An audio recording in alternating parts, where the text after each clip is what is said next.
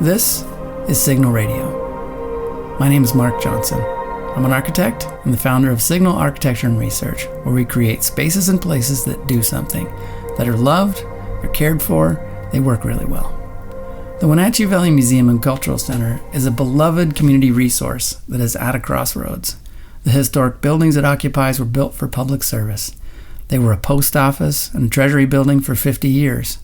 We're now approaching the point where the museum, a place for learning, community, and exchange, is the lasting identity of these buildings.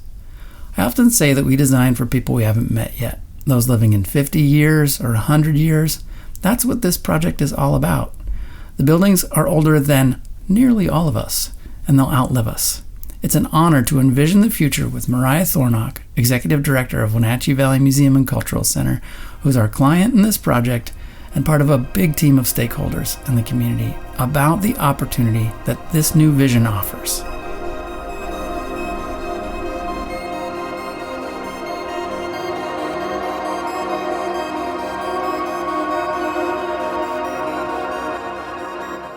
Thanks for being here. So we'll ask you a couple questions. Signal Radio is it's an ongoing conversation. Like we haven't even started yet, right? We like to say that we work on projects so that they get to their starting point. So the day that we're quote unquote finished with our drawings and construction's done and all the dust is cleaned up, that's when they start. It's not when they're finished. And this is your place. So I'll ask you a couple questions and we'll talk around them. You don't have to answer questions directly. You can answer them in as many ways as we need to. So the first one, this is a big one. What position do you see museums today taking in their communities?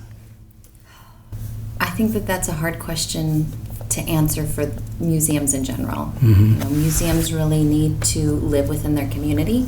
And I on my lofty pedestal think I know what Wenatchee needs for their museum.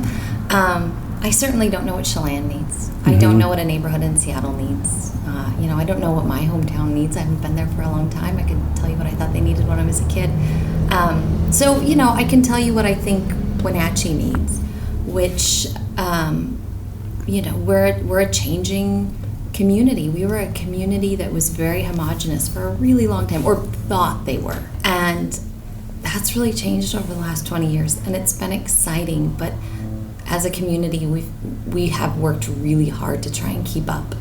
And it's been, it hasn't been something that anybody has not tried to work at. It's just gone a lot faster than I think we as a community were prepared for. So we're building community gathering spaces, different places where people can come together and make their third place, make their important place, and that's what I see Wenatchee needing.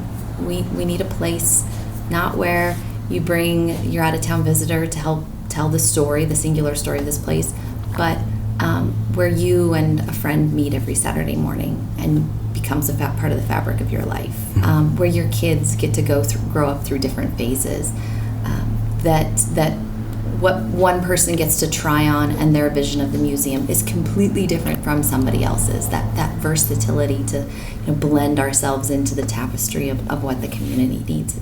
So that's the role of the museum in Wenatchee. I mean, I'd love to, have a friend from the Midwest sitting right here and tell me what they need, because it's probably totally different. But that's what's in my mind. That's the problems that I'm thinking of every night. Is how can its museum support the place it will become? That idea of third place, that's what I was thinking about before coming, and thinking of Ray Oldenburg's quote of there's the place we live, the place we work, and there's this third place. And it's about this ease that people can find in a third place. So it builds this social structure that's not a structure. It's not something that's mandatory, and it's something you want to keep coming back to.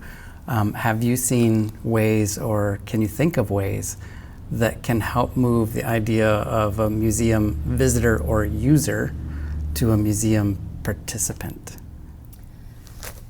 Yeah, I think we started diving into that a few years ago with the way in which our exhibits and our programs and our visitor experience wound together. That exhibits weren't just going to be this display that people would visually take in, but we were going to build around it ways in which you could immerse yourself. So if you were going to come and the first time we did this, it was a native basket exhibit of native artists who lived up and down the Columbia River that were doing traditional basket work. And in its own right, a gorgeous exhibit, something to come and appreciate and understand, a community that not just lives in Wenatchee, but it's connected all up and down this river that is so important to Wenatchee. But that's not the whole story for people. So on top of that, we layered a bus tour that then took people out to the studios where people were making work, to the grasslands where they were gathering the materials to make those baskets, to the sacred places where stories that have been told for generations on generations about those places were being woven into the baskets. We put on basket weaving classes, so you could come and see the baskets, and then you had the tactile experience of putting them together. We had dancers and flute players and musicians come in and put on performances celebrating their side of, another side of the arts. And what we started to see was this community around participants form, that people who saw each other on a tour bus also saw each other in the exhibit, also got to meet each other in the basket classes. And we saw those conversations starting to connect, that it wasn't just about what was in front of you, it was what we also did together behind us and what we were looking to do together in front of us. And that's the direction that we're trying to go, is how can we unpack these conversations that we want to have and do it in different ways in which community can engage together. And so somebody who, knows a lot about the history of something when they're at an exhibit can talk about that and shine, and somebody else who might have some really great artistic skills can shine in that basket class, and we could start to appreciate the way in which we all might approach a topic or conversation and create ease around talking about those things that in the future may even be hard discussions that we are trying to start conversations about in our galleries. Wow, it has so many dimensions. There's the 4 directions, and then there are the 7 directions, right? There's up, down, before, after, who knows what's coming next. We're in these 2 federal historic buildings which are very strong in their position in the city and strong in their position for visitors. Are there things that you see and stories that you see them telling to the community? The marks on the wall, the marks on the floor, the way they've aged. Are there stories that you see them sharing with the community that can speak to the future?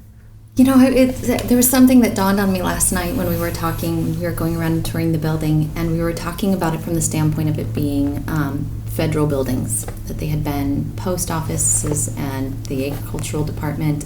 And there are absolutely an entire generation of people here that this was their post office. And this is where their parents would come to pick up stuff from their P.O. box. They knew the postmaster here. But it wasn't until the end of the tour that I realized we are about to hit that mark where it will be a museum longer than it will be a post office. And that's shocking to me, how ingrained that identity of the post office is in this building. And I'm going to be the generation that sees it become a museum.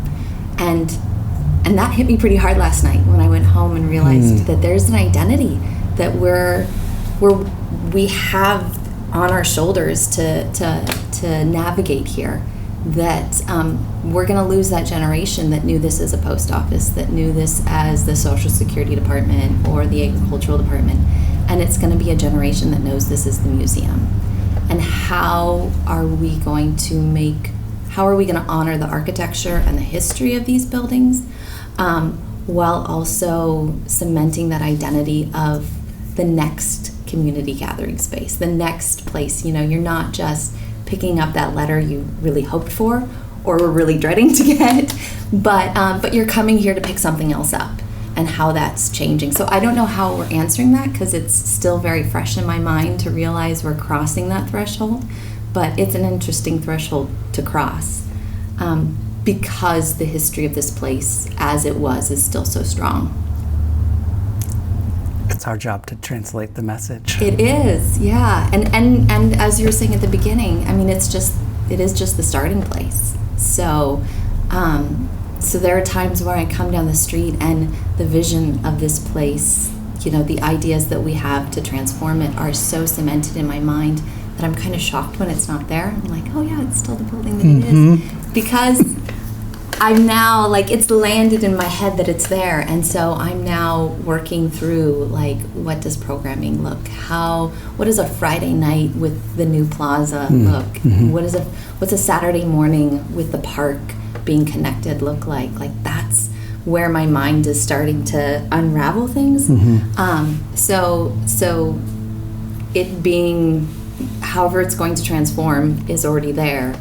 And trying to figure out that starting place of that new identity and what that looks like is kind of the big puzzle that's starting to seep in, and then as a staff and as a board, we really need to take head on in the next year or two. Outstanding. Well, I can't wait for the next installment of this conversation. I saw you have that realization yesterday, and it was a profound moment of silence, and I think that's the way we start our conversation today. I'd really love for you to start the conversation with the group with that. Yeah, it will be, it has to be just a start because it's still one that I am sitting with. Yeah. And that's my nature, is I need to sit with things because for me that was an important realization. So we can definitely start with it. Okay. And we're not finished. And we're not finished. It hasn't even started yet. Okay, well, thank you so much, Marriah. I really appreciate your time contributing to this and sharing this project with us. Thank you. It was a delightful way to start a morning. Thanks.